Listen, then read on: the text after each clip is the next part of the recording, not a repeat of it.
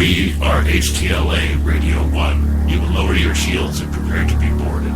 We will add your distinctiveness, your advertisers, and your sponsors to our own. Resistance is futile. Yes, resistance is futile.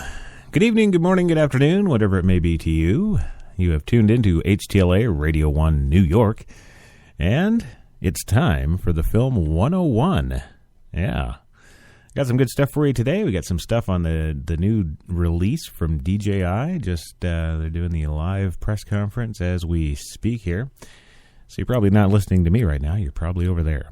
They released their new Inspire drone. Yes, the Inspire 1, they're calling it. Also got a look at new 35 super millimeter sensor micro 4/3 mount 4K camcorder from JVC. Got a couple other things, too, including an interesting little review from Alex Buono about the Shane Hurlbut Illumination Experience. Yeah, Shane Hurlbut. Yes, the man who was too busy to come on my show. He's out there illuminating everyone. Well, we'll hear from one of his disciples of light and see just what's going on with that illumination experience. And another little nice piece of tidbit kit come out.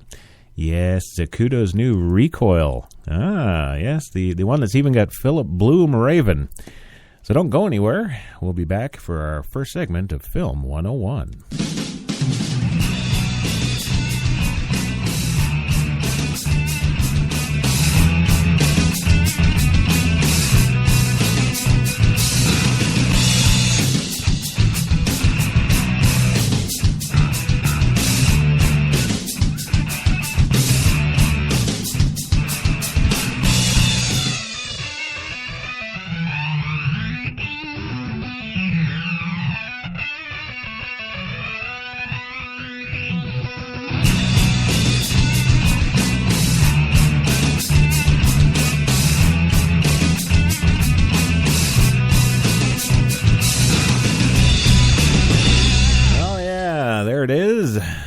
The big intro.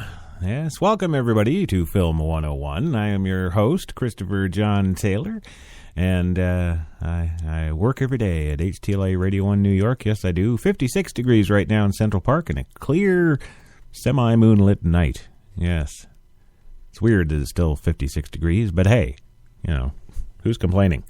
I got that blue northerner coming that's going to drop us down to minus 300. So it's going to be a really stiff kind of Christmas. Badoom-cha. Yeah, there you go.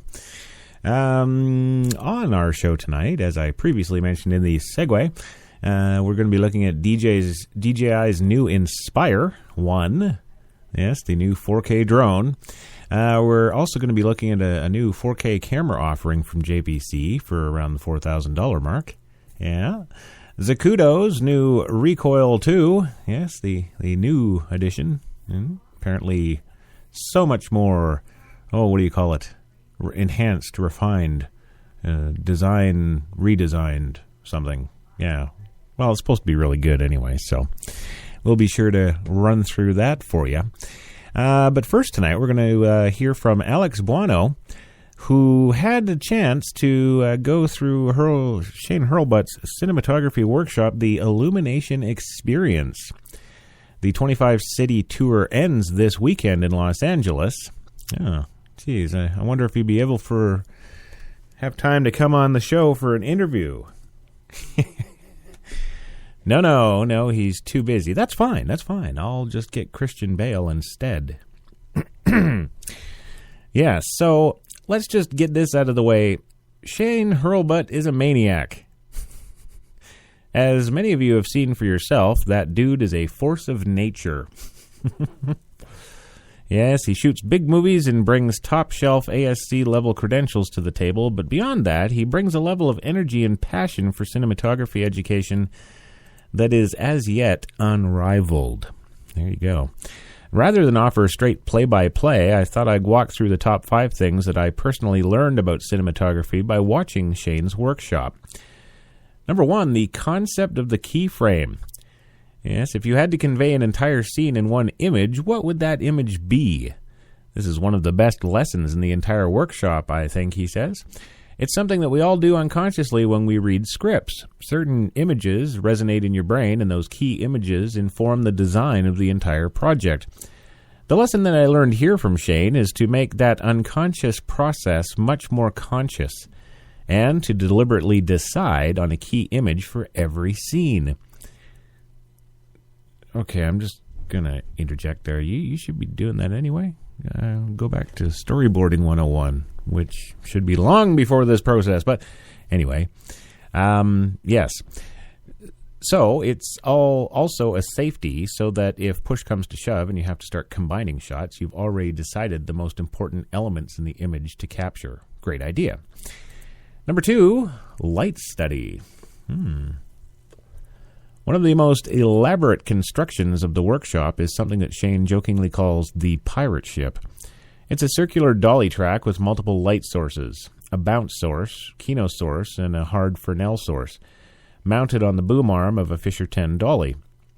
Shane places an actor in the center of the circle and is able to quickly test how different types of light sources look on the actor's face at different angles.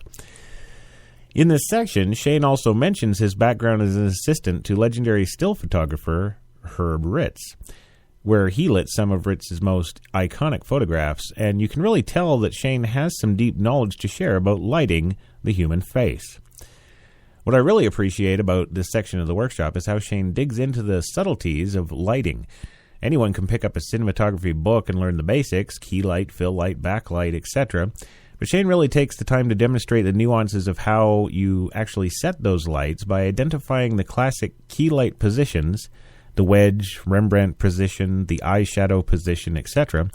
He shows you how moving the key around the actor, even a few degrees, can dramatically change the feeling of the shot. I've shot a lot of camera tests during prep, but they often feel more techie than creative. Shane's concept of shooting a light study of the actors is such a smart way to use the precious prep time to make creative discoveries about how you're going to light your actors. Yeah, so. Next little bit of piece of common sense here. Look before you light. Yes. Shane explained that his approach to any new location is first to set up the camera and see what's happening naturally. He'll scroll through color temperature settings to see how the existing light is reacting and scroll through ISO and lens settings to see how much additional light he actually needs. I am absolutely guilty of the opposite approach, Alex says. I get the electrics working and start blasting the light around the set before the camera is even up.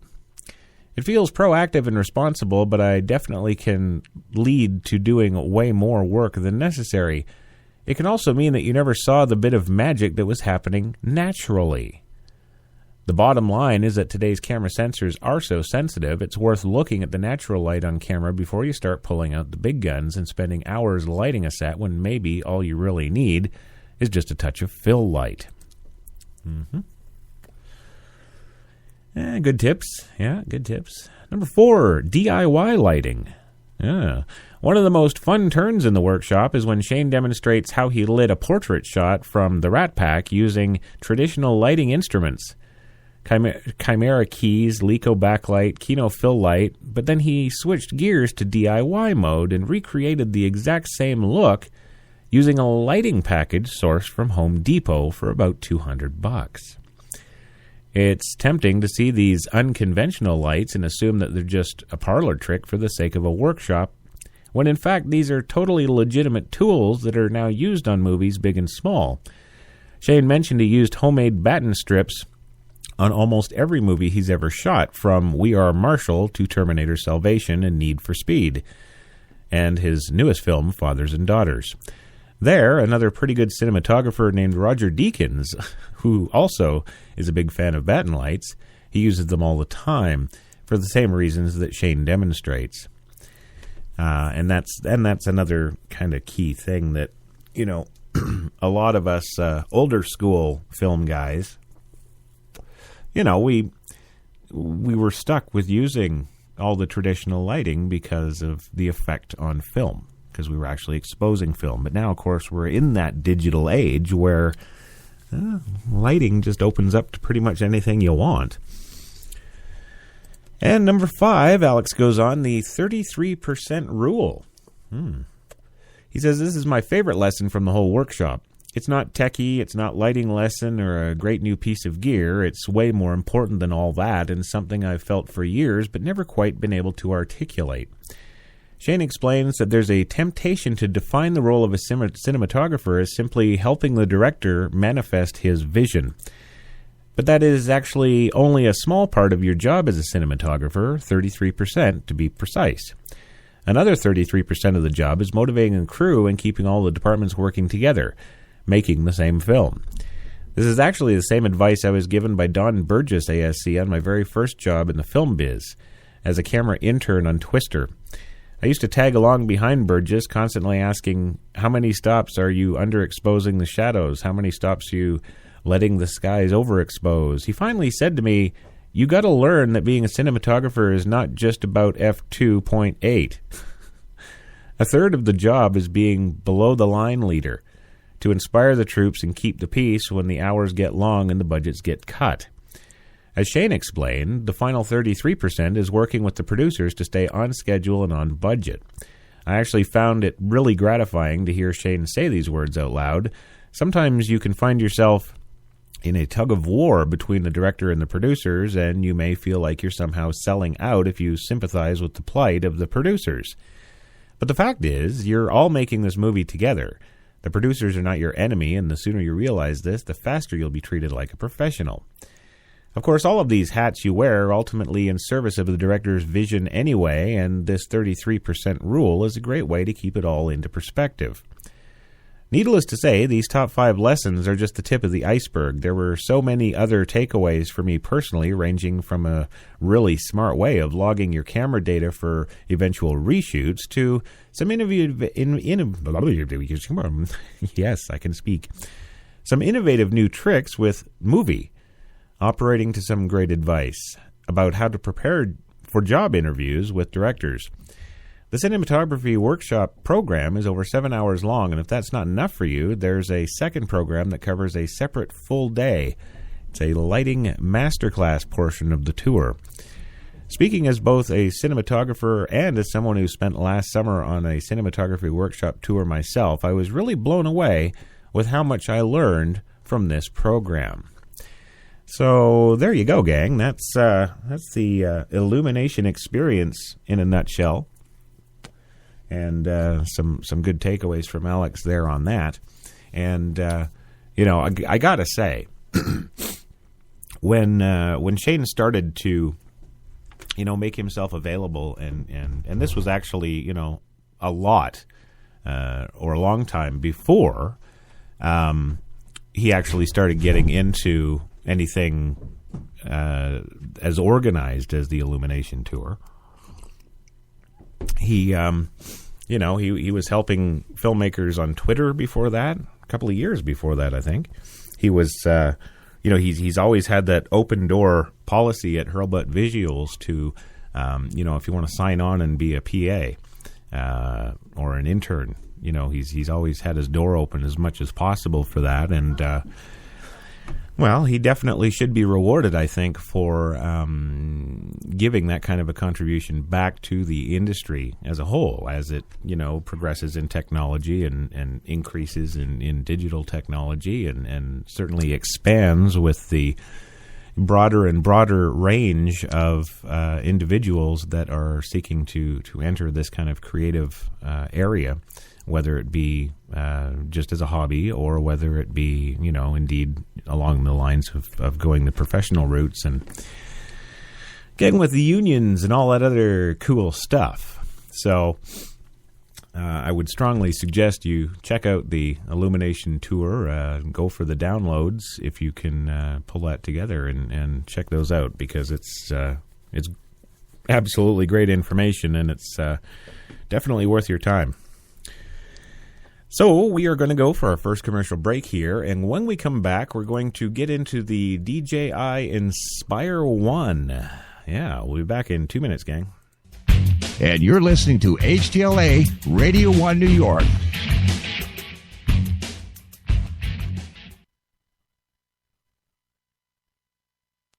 So do you guys think being fast is better than being slow? Yes! It's better to be fast, to not be bitten by a werewolf, and then you'll be turned into one, and you'll have to stay in, and then you'll have to get shaped because you'll be too hot, and then you're like... which means I wish I was back to a human. What? It's not complicated. Faster is better. And AT&T is the nation's fastest 4G LTE network for your iPhone 5.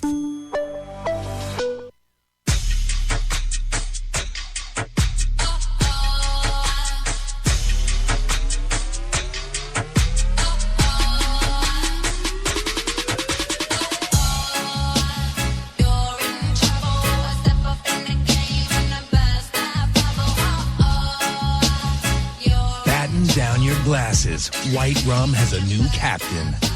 In 2006, Captain Morgan White Rum, 5 times distilled for a smoother taste. The world is facing one of the biggest crises in the history of history. Girls are getting hotter and hotter. This is causing guys to lose their cool. It's happening everywhere. That's why the people at Axe have developed the new Axe Chill collection. It helps guys keep their cool before it's too late.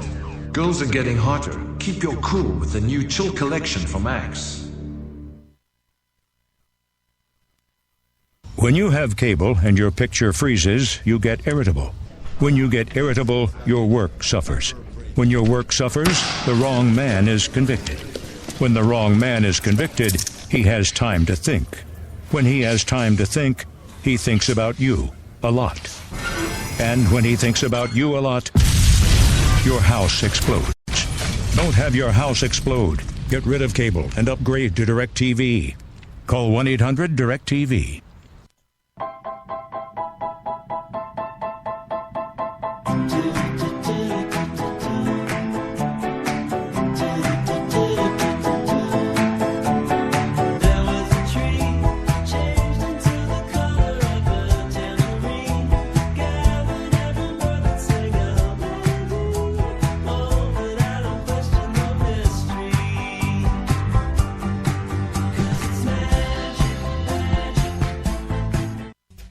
And you're listening to HTLA Radio 1 New York. Yes, you are listening to HTLA Radio 1 New York, and I am Christopher John Taylor, and I am delivering to you this week's edition of Film 101 Production Defined. And just before the break there, we blasted through Shane Hurlbut's Illumination Experience Tour with Alex, and yeah, great stuff. Definitely check it out. HurlbutVisuals.com, if nowhere else. I know the Illumination Tour does have its own website, and I can't, for the life of me, think of what that is right now, and Mark is not holding anything up in the window, so I don't know. It's the professionalism that I respect. There you go. And now we're going to, we're going to talk about some DJI stuff. You know, the folks who bring you all of the lovely drones, the camera drones that let you fly around in a little remote control helicopter with a camera on it. And, it's a marvel and a breakthrough for filmmaking, isn't it? Well, I don't think so, but that's just me, and we'll get into that. But let's go to the live stream they got right now and see what they're doing. DJI started with the dream of making even the most complex technology accessible to everybody. And since then, we've launched a series of products that have revolutionized creation, including flight controllers, aerial platforms, and handheld stabilizers. We started by designing the first commercial RC helicopter flight control, and very quickly moved into multi-rotor flight controllers, including NASA and the A2.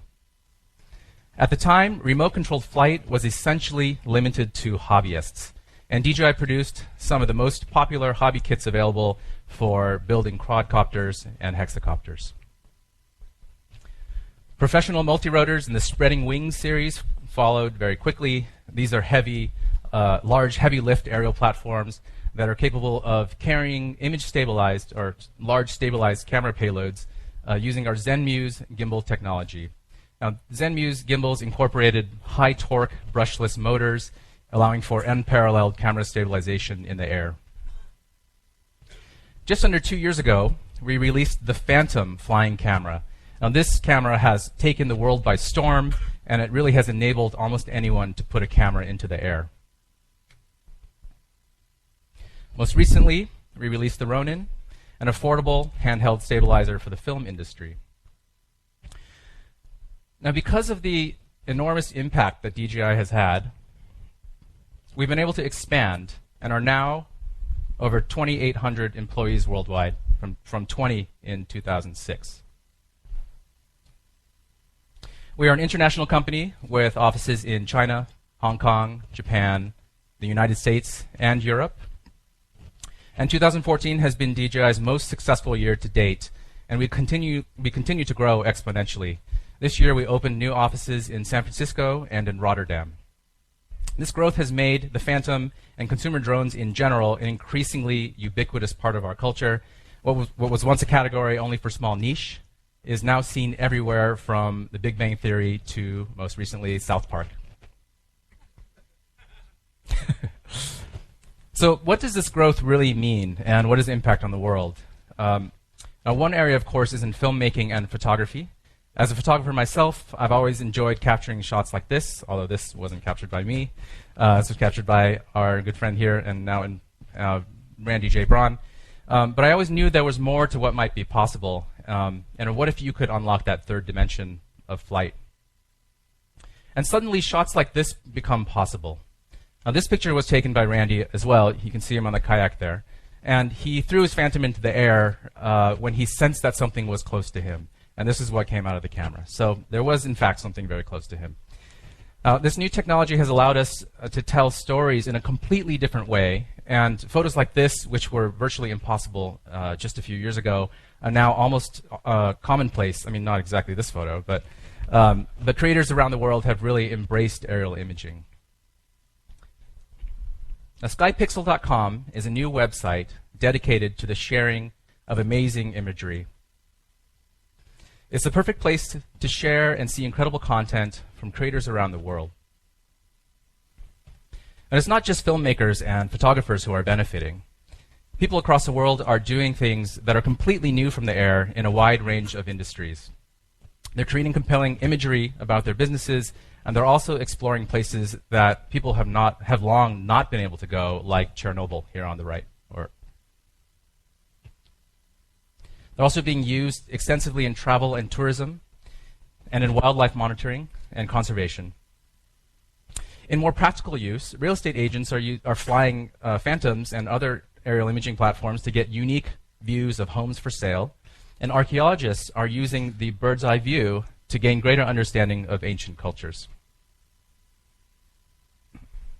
And we're seeing 3D mapping, interactive surveying, and sports teams, such as the ones at Stanford and UCLA, are using DJI technology to train and to win. Dozens of industries are currently using DJI products for both creative and industrial pursuits.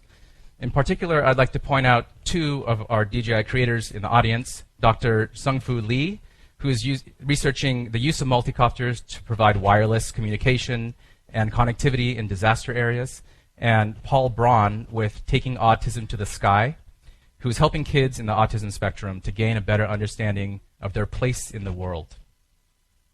All of these innovators have been using the platform as is, but that is about to change. What is possible now is only limited by the imagination. We're introducing the DJI SDK for Phantom.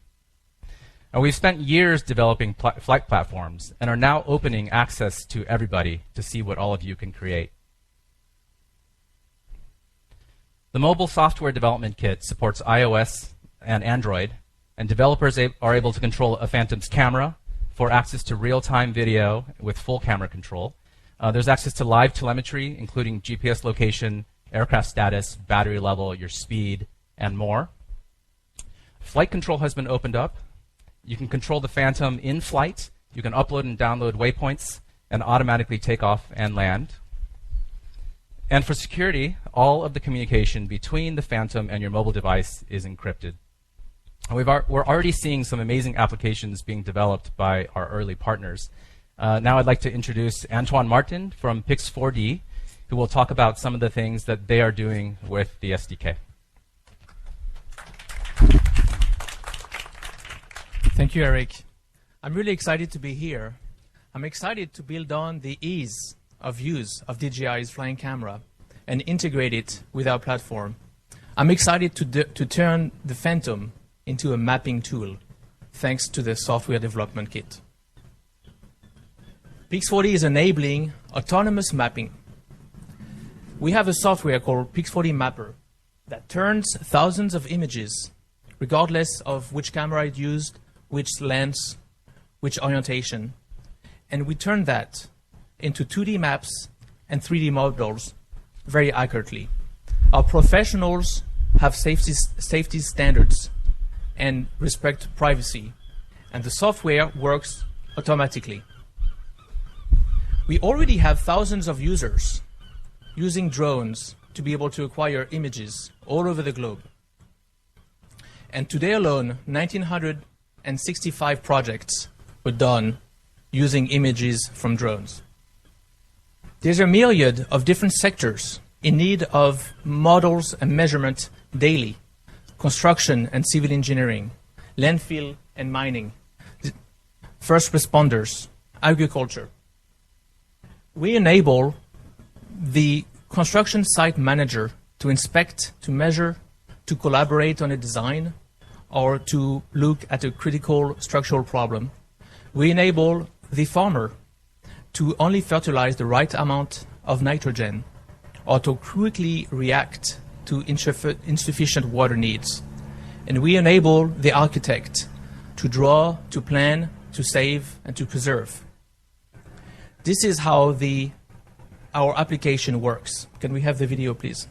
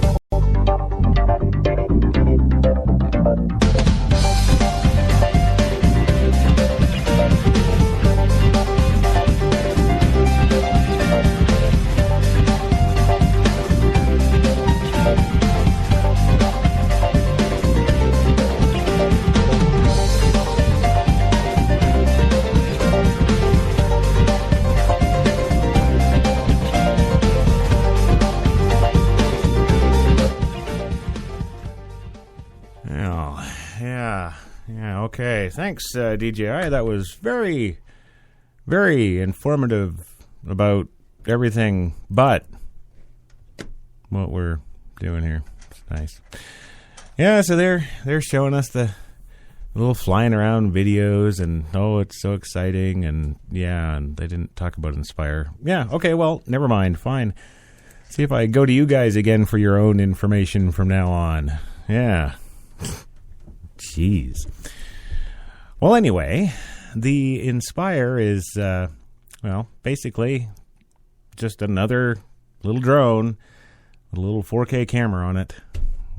That's it. There you go. Why do I not sound thrilled, you may ask? Well, let's see.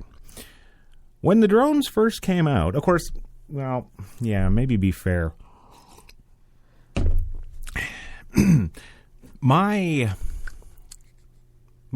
perspective on the drones is somewhat, I guess, different than the majority of you independent filmmakers out there.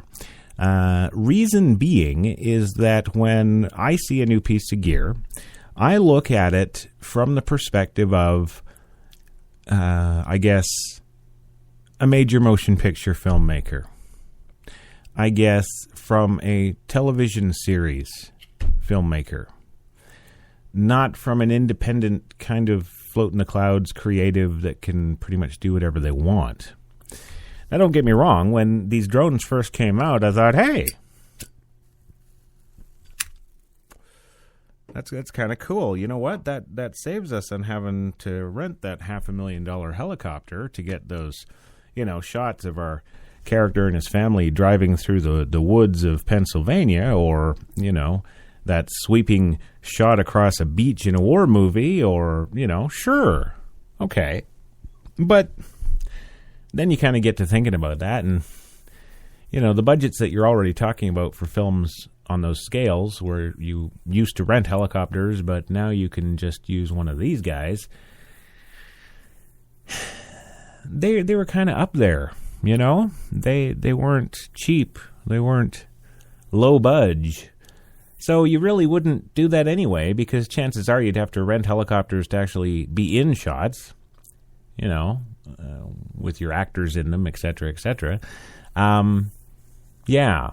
So it was kind of a non-thing, but I thought, okay, well, it's kind of cool. It can raise the bar for some independents out there that were previous to this technology kind of limited in the fact that they couldn't do those kind of sweeping shots in their films. So, that's where I saw the edge kind of be like, okay, that's workable. So that's good.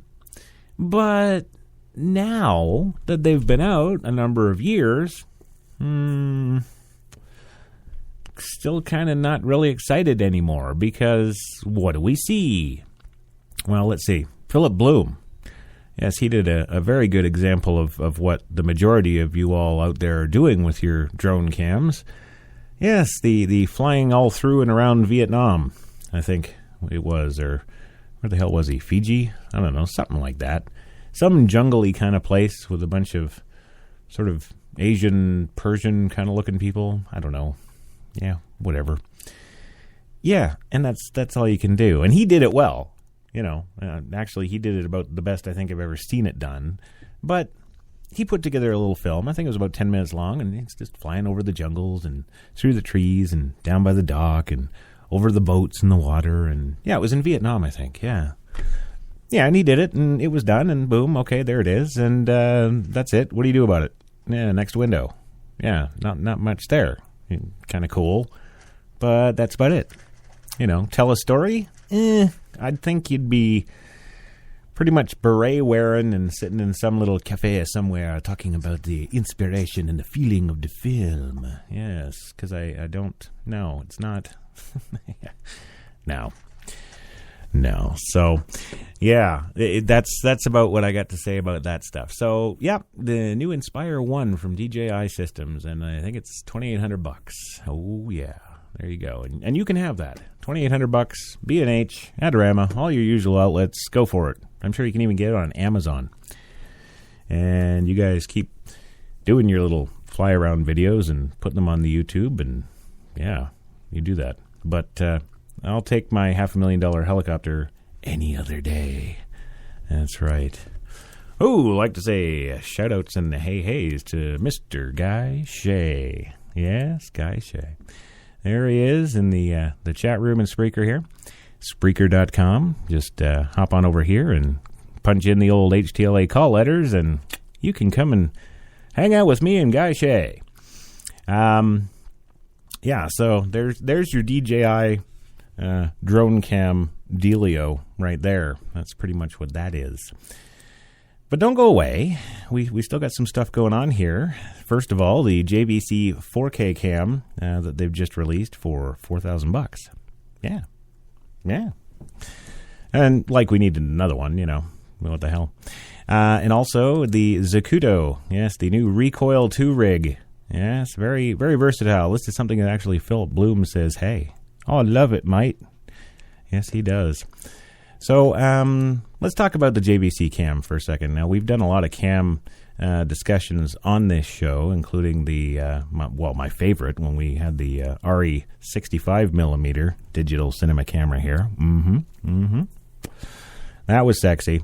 And, of course, my favorites, the Sony F5 and 55, just for your all-around filmmaking. And then some other ones. We even got down to that new Sony FS7, I think it is, the 4K offering for under $10,000 from Sony. Not so much a big win on that one. It's kind of plasticky and cheapy, and I don't know, not real cool in my book. But what do you do? It's $10,000. What do you want, right? Well, JVC has launched a Super 35 sensor, micro 4/3 mount 4K camcorder for $4,000. If you think Sony has released quite a few cameras this year, JVC has just upped the ante by announcing their new 4K camcorders comprising a new range of 4K capture devices for the company. The cameras in the new range from JVC can be identified by a new badge on the side, 4K Cam. Yes, proudly showing the main feature of Ultra HD acquisition. Oh, you said the bad words again, Ultra HD. The hell is that? Go away. Come back when you got a 4K camera. Yeah, that's just my 2 cents again. Yes, for full HD 422 at 50 megabits per second. Oh, so you just made the broadcast quality standard. Good for you, little guy. Each one of the 4K cam recorders is geared towards different segments of freelancers to video professionals, starting with low-budget shooters looking to get into shooting 4K without breaking the bank, all the way up to professional videographers and cinematographers working in corporate event documentary and pop promo fields. Notice they didn't say cinema. No, don't go there. Well, it seems every manufacturer has joined the 4K party with new 4K cameras. This year, apart from Canon, rumor is their C300 successor will do 4K, hopefully internally, and will be announced sometime in early 2015. We think around NAB in the spring, if not much earlier. You can check the details of that from, them, Canon.com.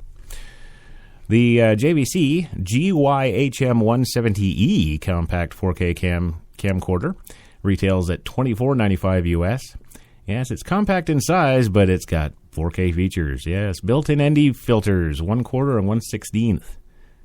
That's it. It's 2 of them. That's kind of a rip. But I am talking $2,500 for that one, right? So, yeah, you're lucky you got an ND filter at all there, Chris. That's right. 12 times zoom lens. Wow. Yeah. 24 and 30p at 4K. That's all you get. 24 and 30. Yes. But you get full 1080p HD, 422 at 50 megabits per second. Recordable to SDHC and SDXC cards. Yeah, big deal. Integrated, blah, blah, blah, blah, blah. 1.2 to 3.5 zoom lens, 35 millimeter equivalent to 29.5 millimeters out to 354. I hate digital zoom. How about you? 24 times dynamic zoom in HD. An optical zoom and pixel mapping without resolution loss, so they say. Internal 4K HD at 150 megs a second, 24 and 30p. Recording Ultra HD onto SDXC cards, UHS 1 speed class 3. Yeah, so the cards are going to run you another $600. Live 4K HD output via HDMI. Yeah, okay. Not really a whole lot left to this camera, gang. A built-in microphone. We all know how lovely those sound. Completely useless. Wired remote control supported. 9 user button assignable functions. Well, okay, that's not too bad. 9 assignable buttons. That's all right.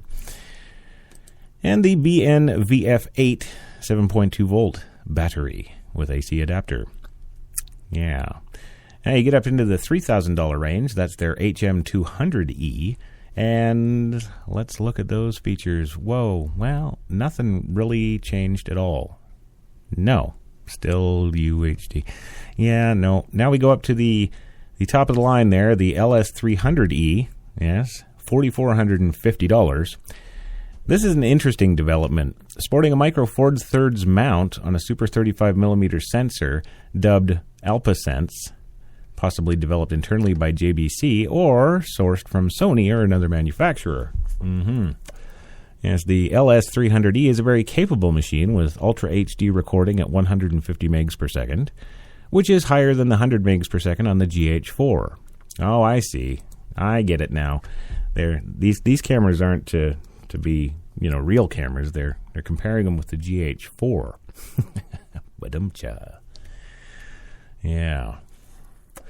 Good news is you can get Metabones adapters for these, and other smart or mechanical adapters will allow shooters to adapt almost any other lens onto the LS300. For me personally, the most intriguing feature is the variable scan mapping, which would technically allow for a variety of other format lenses such as a Super 16, C-mount, MFT, and any other with a smaller image circle than Super 35 to keep its native FOV. Now, their newly developed 4K 35mm CMOS image sensor, which is just that, they don't have any special company name for it. Micro Four Thirds system lens mount.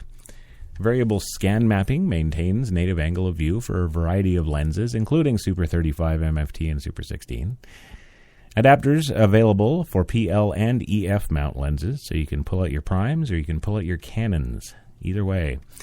4K UHD recording, 150 megabits per second, 2430p. That is it. That's the best of the best you can get for under $5,000 right there.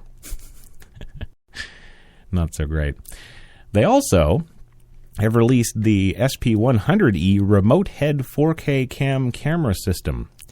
Now, this little sucker is kind of interesting. It's got a control device, a little control box, I guess you could say, with a little monitor attached to it, and then a cable going out to the little tiny 4K camera, which is tiny and, yeah. Still with a Micro Four Thirds mount. You can have connection to the camera head via optional 1, 5, or 15 meter wired cables. No wireless is available at this time, but of course they will someday, maybe, hopefully. Yeah, and that's about it. That's the little dealio there. So yeah, thanks JVC. That's good news there. Really excited about that. Man, where do we get this stuff, Mark? It's terrible. Anywho, we're going for a second commercial break. We'll be back in 2 minutes with the Zacuto Recoil 2. Yeah. To HTLA Radio 1 New York. You walked into the hotel as a 5. But when she saw the room, you turned into a weird 7. When she saw the rooftop pool, you went to 11. You two should probably get a room. Oh, that's right. You already did. At Planet Earth's #1 accommodation site, Booking.com. Booking.yeah.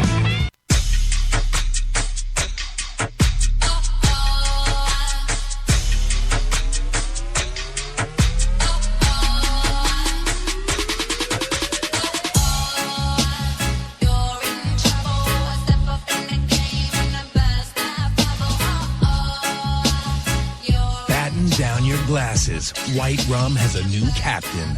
Introducing the all-new Captain Morgan White Rum. 5 times distilled for a smoother taste. I've been eating Egg McMuffins since 1984. But when I saw Taco Bell made a waffle taco, I figured I would get with the times. So I got a haircut and I got some tighter pants. Lost my flip phone, got a smartphone, even took down my Loverboy poster. Now I'm eating waffle tacos and AM Crunch Wraps, and I just made like $700 on Craigslist. Move on from your old McDonald's breakfast with Taco Bell's exciting new breakfast menu. When your cable company keeps you on hold, you get angry. When you get angry, you go blow off steam. When you go blow off steam, accidents happen. When accidents happen, you get an eye patch. When you get an eye patch, people think you're tough. When people think you're tough, people want to see how tough. And when people want to see how tough, you wake up in a roadside ditch. Don't wake up in a roadside ditch. Get rid of cable and upgrade to DirecTV. Call 1-800-DirecTV. The world is facing one of the biggest crises in the history of history. Girls are getting hotter and hotter. This is causing guys to lose their cool. It's happening everywhere. That's why the people at Axe have developed the new Axe Chill Collection. It helps guys keep their cool before it's too late. Girls are getting hotter. Keep your cool with the new Chill Collection from Axe. And you're listening to HTLA Radio 1 New York. Yes, you are, and that, of course, is Guy Shea. Yes, we put him to work around here. Yeah, he's going to be rolling a new sports show, isn't he? Yes, he is. That's right. So the last little tidbit we got for you today on Film 101 Production Defined is all about what? Well, it's about the next generation Recoil rig for your cinema production cameras, the Recoil 2 from Zacuto. And Zacuto's always put out the absolute top of the top stuff in the world of production camera support in particular, and the new setup's not any different really. You're gonna like this. So I'll let you check out the official release here. Today we're going to introduce what we call the next generation Recoil. Why don't you tell us what a Recoil is? The camera, first of all, has to be balanced, and for it to be balanced, it needs to sit right on your shoulder. Or behind you even. Well, in some cases, it might be slightly behind you, depending on what you have for accessories. In order to do that, though, you need to have your optics up front, you need to have your focus control up front, and your camera control up front, because you can't access the camera when it's sitting on your shoulder. Once you have all those things and it's balanced, that's what makes a recoil. The key to this system is our VCT universal base plate.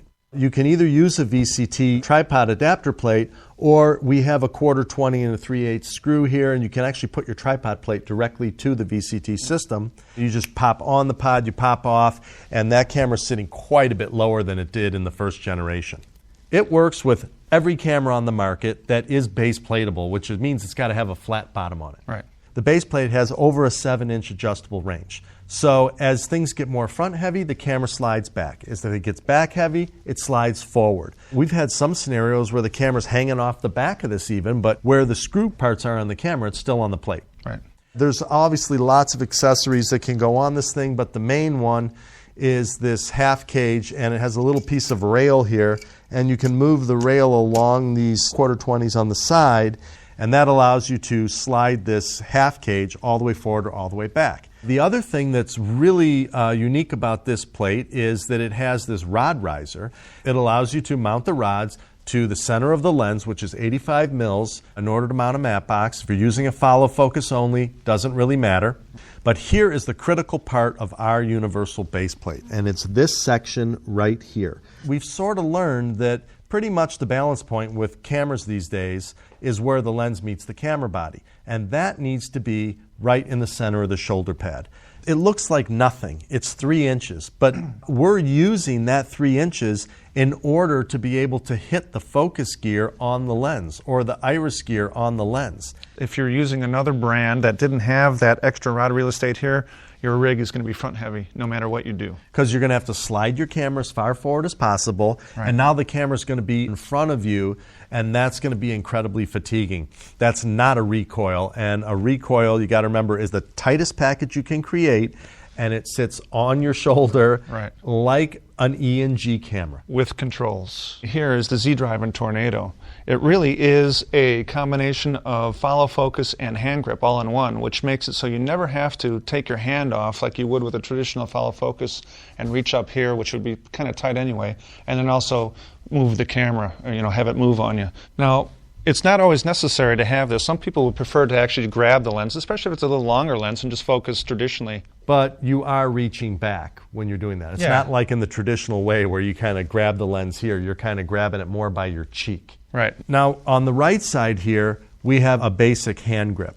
There are other options, like on the Canon kits and some of the Sonys, they have grip relocators where you can actually relocate the hand grip, which is wonderful. Now you have camera control.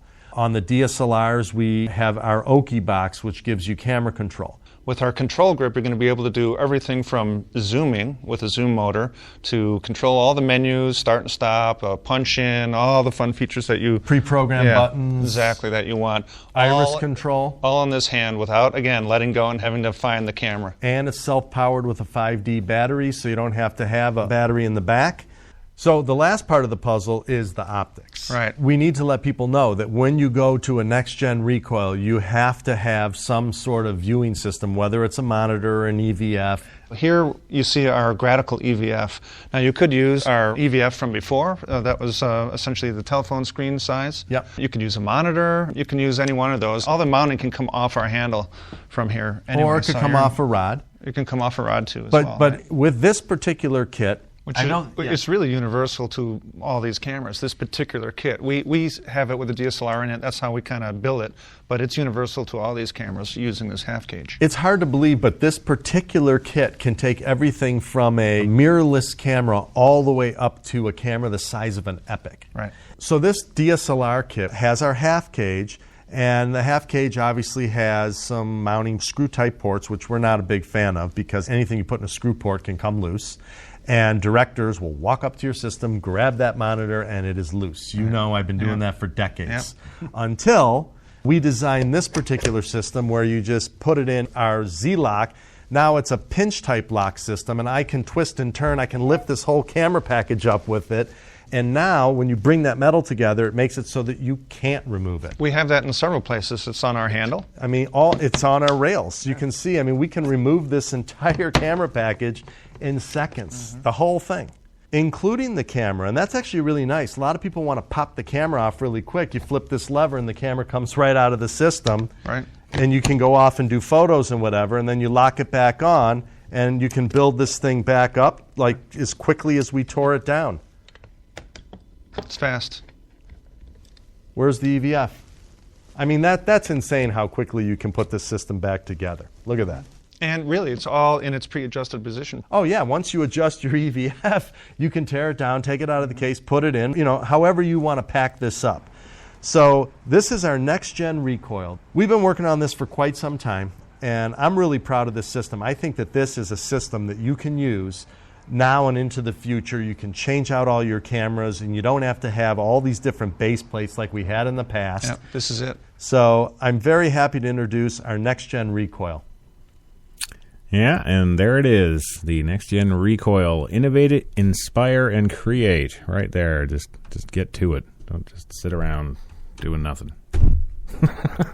Listening to me. Yeah, don't do that. So that's the Recoil 2 rig, and if you haven't invested in any Zacuto gear yet, I can't think of any better time to start investing in your rig. If you've if you've got a camera, anywhere from a DSLR on up to the cinema cameras, very versatile and just a super piece of kit. Definitely gonna last the long haul. I mean, I've got some Zacuto gear from 9 years ago, still rock solid, hasn't broken down not one iota. So yeah, give them a check out at zacuto.com /next-generation-recoil. That's where you can get the full presentation there, and you should check that out. Even all you lame ass DSLR shooters out there. I know. Freaking elitist. Well, there we go. We're just pretty much out of time for this edition of Film 101 this week. I want to remind everybody that Real Talk, which was supposed to be on preceding this show tonight, has been moved back the week. She'll be back on next Wednesday at 8 p.m. Eastern, of course. And she'll be breaking down those films for you and giving you the skinny and the reviews on the latest and greatest in the cinema world, that Kate Taylor will. And so I guess on behalf of Mark and myself and the rest of the gang here at the old HTLA, you have yourself a good night. Be sure to check out HTLAradio1.com. That's the cool new flash site. Yes. Check that out. Check out all our shows. And I will catch you here same time next week, 9 p.m. Eastern, for another fine Film 101. Yes. Catch you later, gang.